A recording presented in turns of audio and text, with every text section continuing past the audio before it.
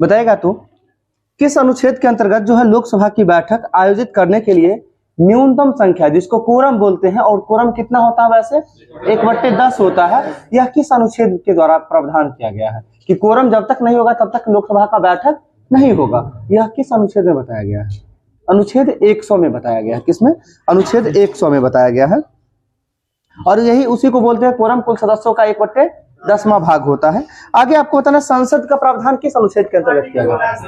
Article 79 यानी 79 के अंतर्गत किया गया है। और संसद के कुल कितने अंग होते हैं? 3 अंग होते हैं। और संसद के कुल कितने सदन होते हैं? 2 सदन होते हैं। उच्च सदन किसे बोला जाता है? राज्यसभा को उच्च सदन और निम्न सदन लोकसभा को निम्न सदन बोला जाता है। राज्यसभा किस आर्टिकल के अंतर्गत आता है? 80 और लोकसभा 81 के अंतर्गत आता है। ठीक है, आगे आपको बताना है लोकसभा के अध्यक्ष चुने जाते हैं या फिर नियुक्त किया जाता है या मनोनीत किए जाते हैं? लोकसभा के अध्यक्ष जो है चुने जाते हैं। लोकसभा के अध्यक्ष चुने जाते हैं। ठीक है, हाँ, लोकसभा के अध्यक्ष चुने जाते हैं। चुने जाने का मतलब कैसे चुना जाता है? सभी सदस्यों के द्वारा चुने जाते हैं, उसी में से चुने जाते हैं। आपको पता है वर्तमान में लोकसभा के अध्यक्ष कौन है? ओम बिरला। क्या में लोकसभा चल रही है? 17वीं बताएगा। प्रथम लोकसभा के अध्यक्ष कौन थे?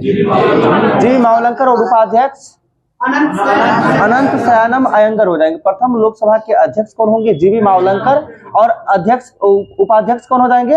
अनंत शयनम अयंगर हो जाएंगे। आगे बताना लोकसभा के प्रथम महिला अध्यक्ष कौन? मीरा कुमार हो जाएंगे, जो कि क्यामी लोकसभा के 15वीं लोकसभा के अध्यक्ष हुए। अरे सुमित्रा महाजन जो थी क्यामी लोकसभा के अध्यक्ष थी, 16वीं लोकसभा के अध्यक्ष थी सुमित्रा महाजन। ठीक है, आगे आपको बताना है उच्च न्यायालय जो है कुल कितने प्रकार के रिट जारी कर सकता है? 5 प्रकार का। और 5 प्रकार में बताना है उच्च न्यायालय किस अनुच्छेद के अंतर्गत रिट जारी करती है? आर्टिकल 226 224 में 226 226 हो जाएगा। अनुच्छेद 226 के तहत जो है उच्च न्यायालय 5 प्रकार के रिट जारी करते हैं। आगे बताना हाईकोर्ट कितने प्रकार के रिट जारी कर सकते हैं? वो भी 5 प्रकार के। किस अनुच्छेद के अंतर्गत? अनुच्छेद 32। बताएगा B.R. अम्बेडकर के द्वारा किस अनुच्छेद को जो है संविधान का आत्मा कहा गया है? अनुच्छेद 32 को। अनुच्छेद 32 में क्या है? संवैधानिक उपचारों का अधिकार। कहने का मतलब संवैधानिक उपचारों का अधिकार का मतलब यही हुआ यदि संविधान बीमार होता है तो उसका भी उपचार होता है। कहने का मतलब अगर कोई भी प्रक्रिया यदि सही ढंग से नहीं काम कर रहा है उस स्थिति में सुप्रीम कोर्ट रिट जारी करता है। उपचार का मतलब क्या होता है? एक तो उपचार का मतलब क्या होता है? जिसका इलाज किया जा सके। उपचार का मतलब वही होता है निदान करना। तो जब कहीं कोई अधिकारी किसी बातों को नहीं सुनते हैं उस स्थिति में क्या होता है? रिट जारी किया जाता है, जो कि उच्च न्यायालय और सर्वोच्च न्यायालय दोनों के द्वारा। उच्च न्यायालय 226 और सर्वोच्च न्यायालय 32 के तहत। ठीक है, आगे आपको बताना है लोकसभा में अनुसूचित जनजाति के लिए कितना सीट आरक्षित की गई है? लोकसभा में अनुसूचित जनजाति के लिए कितना? 47 बिल्कुल सही बोले, 47 सीट आरक्षित है। और लोकसभा में अनुसूचित जाति के लिए कितना है? तो जाति के लिए 84 और अनुसूचित जनजाति के लिए 47। ठीक है, आगे आपको बताना है एमाइलेज क्या है? एमाइलेज एक प्रकार का एंजाइम है। क्या है? एक प्रकार का एंजाइम है। सही है, आगे आपको बताना है माल्टेज जो एंजाइम जो है यह किसको किस में परिवर्तित करता है? तो माल्टेज किसको किस में परिवर्तित करता है? तो माल्टेज जो है माल्टोस को ग्लूकोज में परिवर्तित करने का काम करता है। आगे आपको बताना है दूध में कौन सा प्रोटीन पाया जाता है? Casein protein. दूध में कौन सा प्रोटीन पाया जाता है? केसीन प्रोटीन पाया जाता है। सही है, आगे बताना है संवैधानिक उपचारों का अधिकार का वर्णन संविधान के किस भाग में मिलता है? सभी लोग को पता है, फिर बोलना। भाग 3 में मिलता है। सीधा सोचते हैं हम संवैधानिक उपचारों का अधिकार किस अनुच्छेद में है? 32 में है। अनुच्छेद 32 में है, लेकिन भाग की बात करें तो भाग 3 के अंतर्गत। और भाग 3 किस अनुच्छेद में है? अनुच्छेद 12 से 35 तक। अनुच्छेद 12 से 35 तक क्या है? भाग 3 है। जो भाग 3 में किसके बारे में बताया गया है? मौलिक अधिकार के बारे में बताया। मौलिक अधिकार किस देश के संविधान से लिया गया है? अमेरिका के संविधान से लिया गया है। सही है, देखा संविधान का मैग्ना कार्टा किस भाग को कहा जाता है? भाग 3 को ही कहा जाता है मैग्ना कार्टा। आगे आपको बताना है 52वां संविधान संशोधन का संबंध किस क्षेत्र से? दल बदल विरोधी अधिनियम से संबंधित है 52वां संविधान संशोधन। आपको ये बताना है कि 52वां संविधान संशोधन अधिनियम किस वर्ष आया? 1985 में आया था। और 52वां संविधान संशोधन के द्वारा क्यावें अनुसूची को जोड़ा गया? 10वीं अनुसूची को जोड़ा गया था। वर्तमान में कुल कितना अनुसूची है? 12। और मूल संविधान में कितना था? 8 था। 8 के बाद 9वीं को कब जोड़ा गया? प्रथम संविधान संशोधन 1951। प्रथम संविधान संशोधन 1951 में जोड़ा गया था 9वीं अनुसूची। 9वीं अनुसूची में किसके बारे में बताया गया है? भूमि सुधार के बारे में बताया गया है। आगे बताना 10वीं अनुसूची अभी जस्ट बताए थे कब? 52वां 1985, जिसमें क्या है? दल बदल संबंधित है। ठीक है, आगे बताना 11वीं को कब जोड़ा गया? 21वां 73वां संविधान संशोधन 1992। आपसे 11वीं अनुसूची पूछे हैं, आप जो बोल रहे हैं 21वां, वो 15वां भाषा के रूप में सिंधी को जोड़ा गया था कब? 1967 में जोड़ा गया था। ठीक है, अभी आपसे पूछ रहे थे 11वीं अनुसूची हो जाएगा 73वां 92 में। 11वीं अनुसूची में किसके बारे में बताया गया? पंचायती राज के बारे में बताया गया है। ठीक है, आगे आपको बताना पंचायती राज दिवस किस तिथि को मनाते हैं? 24 अप्रैल को मनाते हैं। और कल के शाम में क्लास में ये भी बताए थे कि पंचायती राज दिवस जो मनाते हैं यह कब से मनाते हैं? 2010 से। और उस समय तत्कालिक प्रधानमंत्री कौन थे? डॉक्टर मनमोहन सिंह थे। किस तिथि को? 24 अप्रैल को। ठीक है, चलिए आगे बताना है आपको। सुप्रीम कोर्ट जो 5 प्रकार के रिट जारी करते हैं, जिसमें से 5 रिट के बारे में थोड़ा सा जान लेते हैं। पहले रिट की बात करते हैं बंदी प्रत्यक्षीकरण के बारे में। तो बंदी प्रत्यक्षीकरण को इंग्लिश में हैबियस कॉर्पस बुलाता है। क्या बुलाता है? Habeas corpus. अगला की यदि हम बात करते हैं, एक होता है परमादेश। क्या होता है? परमादेश, जिसको हम इंग्लिश में मैंडमस बोलते हैं। और तीसरा होता है प्रतिषेध लेख। प्रतिषेध लेख जिसे जो है प्रोहिबिशन रीट बोला जाता है। और चौथा उत्प्रेषण होता है। और 5वां की यदि हम बात करते हैं तो अधिकार परीक्षा, जिसे क्यू वारंटू बोला जाता है। क्यों वारंटू? सभी लोग को इसके बारे में जानना थोड़ा सा जरूरी होता है। अगर कोई व्यक्ति फर्जी तरीके से जॉब कर रहा हो या फर्जी तरीके से कोई काम कर रहा हो, तो आप उस व्यक्ति पे आप FIR यानी केस कर सकते हैं, सुप्रीम कोर्ट हो या हाई कोर्ट में, कि फलाने अमुक नाम के व्यक्ति है, यह किस अधिकार से जॉब कर रहा है। यानी क्यू वारंटू यानी अधिकार परीक्षा वहां पे लागू होगा। हाई कोर्ट तुरंत 1 सप्ताह के अंदर अंदर उस व्यक्ति का सारा डिटेल ले लेगा, कैसे कैसे इसका क्या है नहीं। जैसे आपको कभी देखने को मिलता होगा कि पता चलता है कोई फर्जी IAS धरा गया या कोई फर्जी ये हुआ वो हुआ, वो सब कैसे पता चलता है? वही है, उस पर कोई ना कोई व्यक्ति लग जाता है। अगर फर्जी तरीके से यदि उसका समझिए डॉक्यूमेंट्स फर्जी हो या जो भी हो, उस पर अगर कोई लग जाता है तो आप जानते हैं ना, किसी को तबाह कर देता है लोग। वही चीज होती है। अगर सही भी रहता है उसमें भी छानबीन हो जाती है तो लोग परेशान हो ही जाते हैं।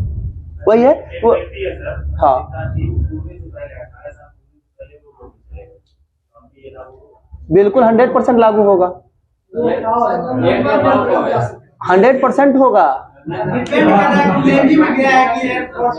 नहीं तो हम बता रहे नहीं उसमें, हाँ मैं बता दे रहा हूँ। अगर उम्र न्यूनतम सीमा उम्र का 18 वर्ष होगा, ठीक है, तो 18 वर्ष से पहले 1 दिन भी पहले यदि होगा, जिस दिन फॉर्म भरी जाती है, यानी ज्वाइनिंग की बात नहीं होती है, नोटिफिकेशन जब आता है उससे देखा जाता है।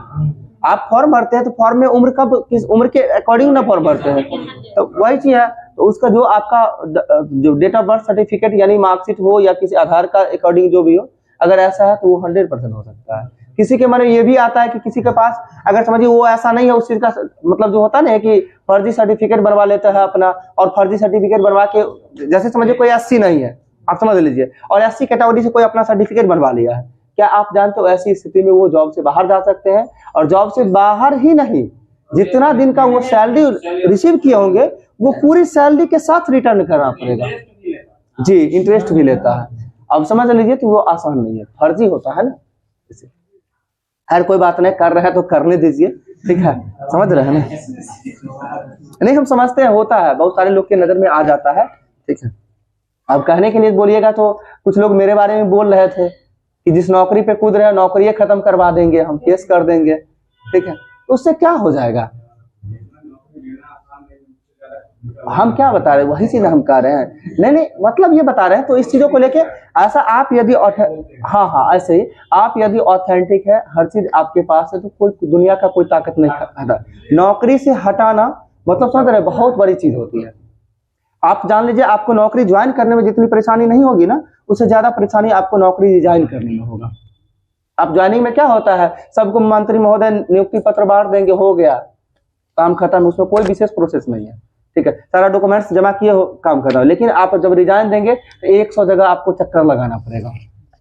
अभी पता करिएगा जिनका रेलवे में है, हाँ, एनओसी के लिए क्या कितना पापड़ बेलना पड़ता है। पता चल रहा है वो लेवल ग्रुप डी में जॉब कर रहे हैं, उनको अभी लेवल 5 हो चुका है और लेवल 5 के लिए ग्रुप डी एनओसी दे ही नहीं रहा जो लेवल 5 ज्वाइन करेगा। ऐसी स्थिति है, तो ऐसा हो जाता है। चलिए आगे बताना है आपको, मैग्ना कार्टा का हिंदी में क्या बोलते हैं।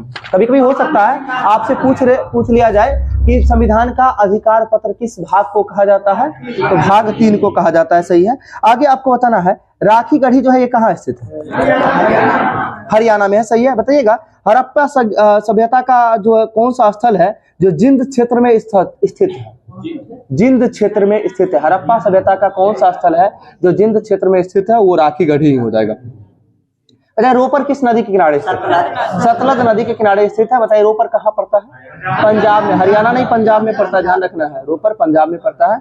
आगे आपको बताना है मेरठ कहाँ पड़ता है, उत्तर प्रदेश में पड़ता है, सही है। आगे बताना हड़प्पा किस नदी किनारे स्थित है, रावी नदी किनारे स्थित, लोथल सतलज भोगवा नदी किनारे स्थित है, लोथल भोगवा नदी के किनारे स्थित हो जाएगा। आगे आपको बताना मोहनजोदड़ो किस नदी किनारे स्थित है, मोहनजोदड़ो सिंधु, ध्यान रखिएगा, दरो सिंधु, मोहनजोदड़ो, चनहुदरो और दीजी कोट दीजी, यानी तीनों जो है सिंधु नदी किनारे स्थित है। यानी हड़प्पा सिंधु घाटी सभ्यता के 3 नगर जो है दरो दीजी बोलते हैं, दरो दीजी, यानी दरो से मोहनजोदड़ो, चनहुदरो और कोट दीजी, ये तीनों किस नदी किनारे स्थित है, सिंधु नदी के किनारे स्थित है। जिसे आपको बताना मोहनजोदड़ो की खोज करता कौन है, राखाल दास बनर्जी हो जाएंगे, हड़प्पा के उत्खनन करता दयाराम साहनी हो जाएंगे, और एक आपको बताए चनहुदरो के उत्खनन करता कौन हो जाएंगे, तो अर्नेस्ट मैके और गोपाल मजमूदार, कौन हो जाएंगे, अर्नेस्ट मैके और गोपाल मजमूदार। और इसके साथ साथ आपको बताना है, एक और पूछे थे ना, कोट दीजी के उत्खनन करता कौन है, तो फजल अहमद हो जाएंगे, कौन हो जाएंगे, फजल अहमद हो जाएंगे, कोट दीजी के उत्खनन करता। चलिए आगे आपको बताना है, राजवैद्य जीवक का संबंध जो है किसके दरबार से था, जीवक आप खुद याद करिए कि जीवक जो है किनका इलाज करने के लिए गया था, कहाँ भटक रहे हैं, राजवैद्य जीवक की बात करते हैं। जीवक जो है गौतम बुद्ध के जो है इलाज करने के लिए गए थे, गौतम बुद्ध की सेवा में भेजे थे, और किसके द्वारा भेजा गया था, बिंबिसार के द्वारा भेजा गया था। तो राजवैद्य जीवक का संबंध किस वंश, यानी कि तुम हर्यक वंश हो जाएगा, किस शासक की बात करते हैं, तो बिंबिसार से संबंधित हो जाएगा, ये ध्यान रखना है। देखिए क्वेश्चन सारा आसान है, पढ़ा हुआ है, लेकिन यही है कि फंस जा रहे हैं, यानी आप सोच नहीं पा रहे हैं, ठीक है। क्या हुआ, हिंद महासागर को सिंधु नदी कैसे कहा जाएगा, श्रीलंका जो है वो तो चारों तरफ से तो ओशन से ही है, हाँ समुद्र से घिरा हुआ, नदी वहाँ श्रीलंका में नदी काहे नहीं होगी, श्रीलंका में नदी काहे नहीं होगी। अच्छा एक चीज पहले बताइए, अच्छा अगर भारत के चारों तरफ अगर समुद्र से घेर दे, क्या भारत के बीच में नदी नहीं रहेगी, बस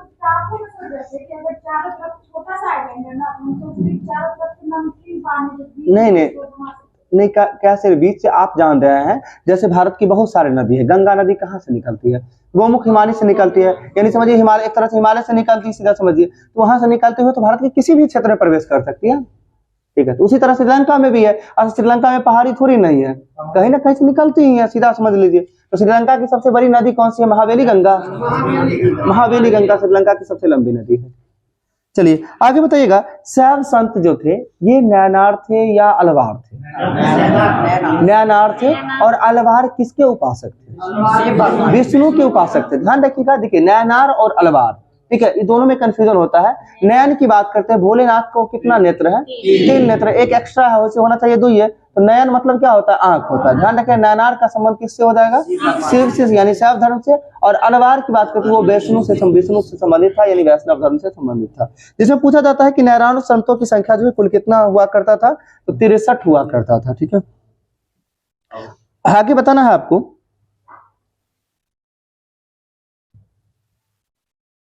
बताइएगा नमक सत्याग्रह के आंदोलन के दौरान जो है गांधी जी को गिरफ्तार हो जाने के बाद आंदोलन के नेता के रूप में स्थान कौन लिए है, नहीं आपसे हम पूछे हैं बदरुद्दीन, हाँ अब्बास तैयब जी है, बदरुद्दीन अब्बास तैयब जी, यानी कि महात्मा गांधी को जब नमक सत्याग्रह के दौरान गिरफ्तार कर लिया गया था, तो इनके स्थान पे आंदोलन को संभालने का काम कौन किए थे?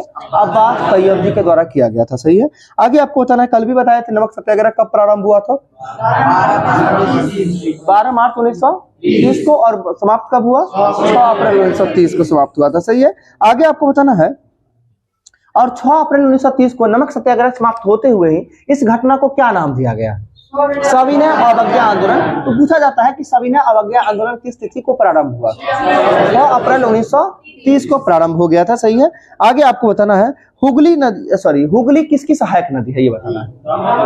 तो हुगली नदी किसकी सहायक नदी है? दामोदर की सहायक नदी है। बिल्कुल सही है। आगे आपको बताना है, जमुना किसकी सहायक नदी? यमुना गंगा की सहायक नदी। गंडक बताए किसकी सहायक नदी है? गंडक भी गंगा की सहायक नदी होगी ना। ठीक है। आगे बताना है, कोसी किसकी सहायक नदी है? गंगा का ही है। घाघरा किसकी सहायक नदी है? ये भी गंगा की सहायक नदी है। सोन किसकी सहायक नदी है? गंगा की सहायक नदी। यानी बिहार में लगभग जो नदी आपको दिख रही है आसपास में, सब गंगा का सहायक नदी है। ठीक है। आगे आपको बताना है, लोहित किस नदी की सहायक नदी है? ब्रह्मपुत्र का हो जाएगा। दिहांग नदी किसकी सहायक नदी है?